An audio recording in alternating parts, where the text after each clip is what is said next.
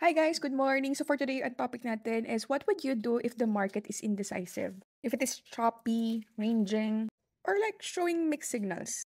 The best move is just simply protect your capital instead of forcing trades. So today we are on our 28th day ng ating daily vlog. And right now, we will be listing down ano ba yung mga dapat natin gawin when the market is ranging or consolidating. Number one is you have to stay on the sideline. Meaning, sometimes, no trade is the best trade. You have to preserve your capital until there's a clear direction forms. So, mataman talaga kung sino ba yung in control. Is it the buyers or the sellers? And we're seeing series of higher highs, higher lows, lower highs. Pero we would know exactly where is the market's going para alam natin where to position ourselves. Number two is trade smaller positions. If you really wanted to participate in the market today or during the ranging market, cut your lot size and then reduce the risk. Number two is to switch to higher time frames. Sometimes kasi yung noise sa 1-minute time frame and 15-minute time frame chart can look a bit indecisive. But if you will be looking at the structure ng mga higher time frames such as 1-hour time frame, 4-hour time frame, or daily time frame, doon mas makikita nyo yung clear bird's eye view. Kung ano ba talaga nangyayari, ano ba yung market structure talaga. Number 5 is to wait for confirmations. If yung market's nag-range, just simply play the range. You buy at the support and then you sell at the resistance. But you have to exit quickly. So, normally, ang ginagawa ko, kapag ranging siya sa 1-hour time frame, bababa ko ng 15-minute time frame, and then makikita ko doon na nagbabound siya sa support and resistance. So, doon ako namumulot sa 15-minute time frame, and makikita ko na meron akong opportunity to either buy or sell. But I make sure na nag-exit ako quickly. Kasi anytime soon, magkakaroon ng breakout doon. And kung na-break niya yung resistance, then it's an opportunity for me to buy. If na-break niya yung support, may opportunity ako to sell. So, doon ako mag-aabang naman ng mga breakout. Number 6 is to focus on patience and journal.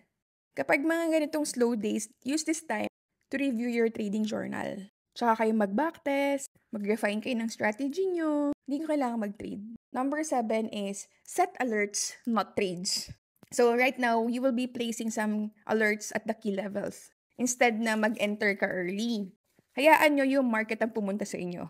Huwag nyo habulin yung market. Kasi always remember, ang indecision, ang kasunod niyan is actually big move. Staying patient means you'll have capital ready when the breakout happens. So kung ayan, mapapansin niyo sa 1-hour time frame, after niya magkaroon ng bullish na upward trend, binrate niya itong ating upward channel, and then, yan, niretest niya. Pag akit niya, niretest niya. And after niya i-retest yan, umakit siya ng tuloy-tuloy. And right now, nagko-consolidate siya.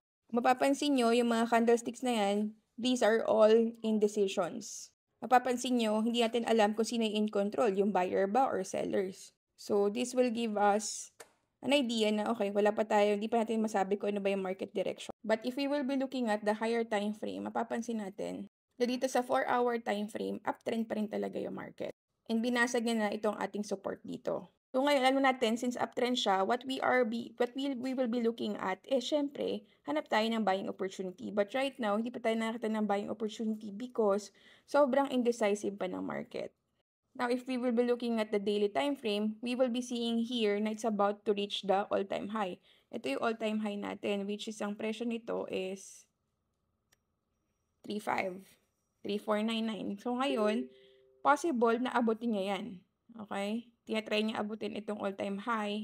But there's a potential na this one, i-retest niya muna itong ating previous resistance na ngayon support na. So pag tinest niya na to, babalik yan dito. There's a chance na akyat and then babagsak yan dito to test this support and then tsaka na siya akyat ng tuloy-tuloy.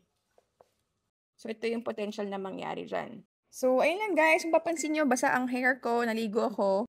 Kasi papunta kami ngayon sa San Juan kasi we will be having our makeup session with Maha Blanca, and then may photoshoot din kami. Syempre, under the leadership of our stylist, Joff Lagria.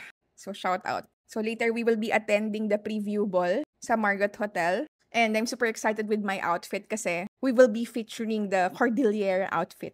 So if you guys are in Marriott Hotel and you will be attending the preview ball, ayan, makikita namin kayo dyan ng asawa ko. So ayun lang guys, and gonna be very busy today. So good luck sa mga trades nyo. I'm not sure if I will be able to send signals today, but pag nakakita ko ng opportunity, then probably I just send it away sa ating mga GCs. So yun lang guys.